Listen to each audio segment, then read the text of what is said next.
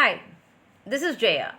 In this video, we shall see the summary of The Moon and the Yew Tree, a poem by Sylvia Plath.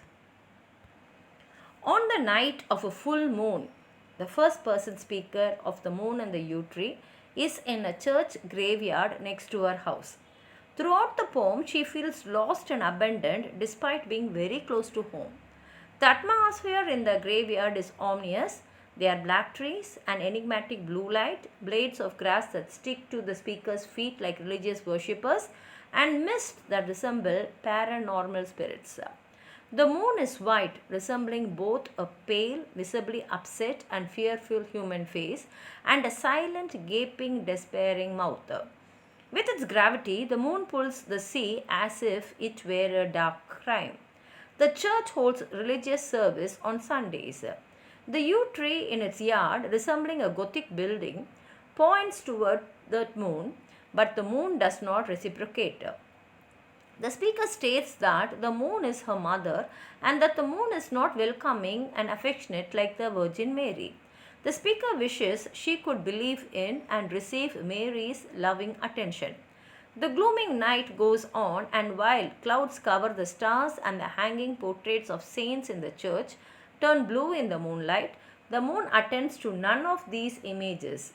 The yew tree is similarly unresponsive, simply black and silent. Now let's read the poem. This is the light of the mind, cold and planetary. The trees of the mind are black.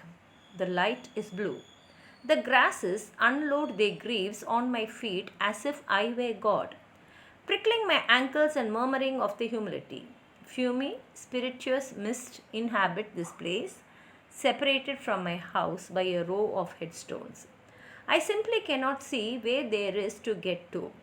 The moon is no door. It is a face in its own right, white as a knuckle and terribly upset.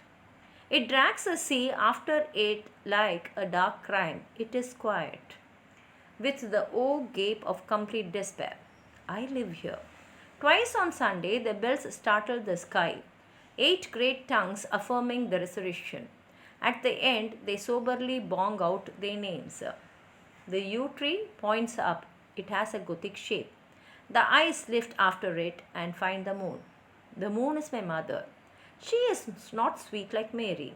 Her blue garments unloose small bats and owls. How I would like to believe in tenderness.